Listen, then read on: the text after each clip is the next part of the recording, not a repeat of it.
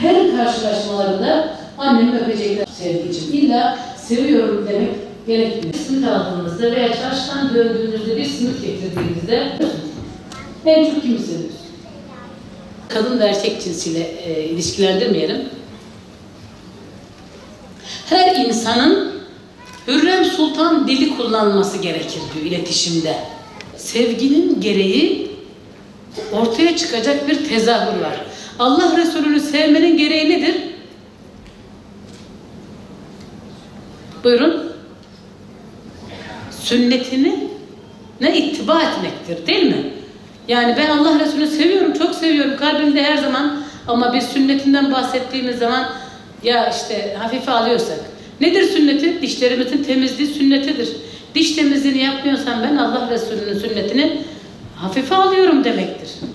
Eğer sünnetin öldürülmesine şahit oluyorsak ve yaşıyorsak biz sünneti seviyoruz diyebilir miyiz? Demek ki sevgi bir bedel istiyor.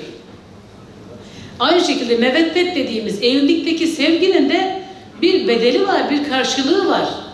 Ben seviyorum canım, günde 100 kere eşine seviyorum diyor beyefendi veya hanımefendi, ama sevginin tezahürü görünmüyor. Yapmıyor sevdiği için bir şey. Bir fedakarlık yapmıyor.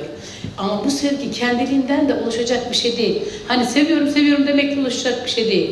Ne diyor? Allah rahmeten diyor. Rahmet olursa sevgi olacak. Rahmet ne? Rahmet aslında Allah Celle Celaluhu için kullandığımızda mağfiret ve bağışlama diye tanımlıyoruz.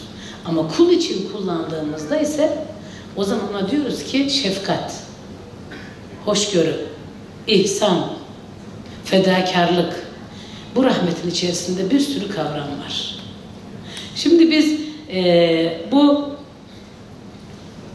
eşlerin evliliğindeki oluşturmak istediğimiz huzura, meveddeti tesis etmek için bir rahmet gayreti göstermezsek elbette ki kendiliğinden yuvamızda bir huzur oluşmaz.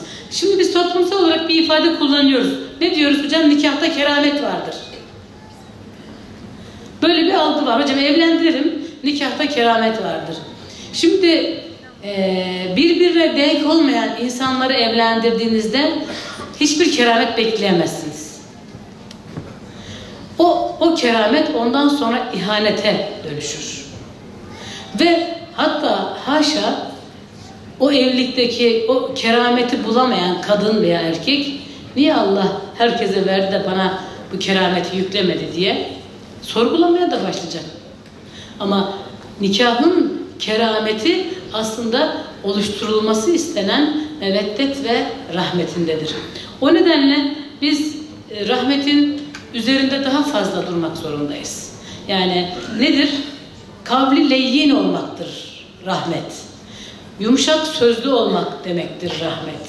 Muhatabımıza kullandığımız dili düşünerek, hesap ederek kullanmalıyız. Ben sık sık söylediğim bir ifade var. Biz din görevlileri olarak kullanmak istiyorum. Aslında genelde hepimiz, tüm gördüğümüz insanlık aynı şekilde, ama ben kendi adımıza, kendi şahsım adına bir iç muhasebe, bir eleştiri bağlamında biz iki yüzlü insanız diyorum. İki yüzlü. İki yüzlü müyüz? Sizi bilmem ama diyorsunuz, ben değilim. Oturduğunuz yerden, içinizden öyle geçirdiğini düşünüyorum yani. Hocam siz bilmeyiz ama biz iki yüzlü değiliz.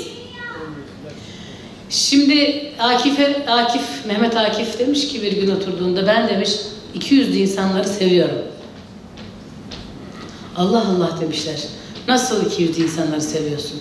Çok yüzlü insanları gördükten sonra demiş, iki yüzlüye razıyım. Şimdi bizler niye, daha doğrusu ben niye bu ifadeyi kullanıyorum?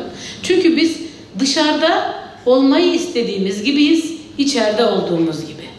Toplumsal hayatımızda arkadaşlarımızla, amirlerimizle, çevremizle ilişkimiz farklı. Eve girdiğimiz zaman, kapıya girdiğimiz zaman, içeriği açtığımız zaman başka farklı oluyoruz. İnsani, beşeri zaaflarımız elbette ki var. Bunun içinde dua kavramı var.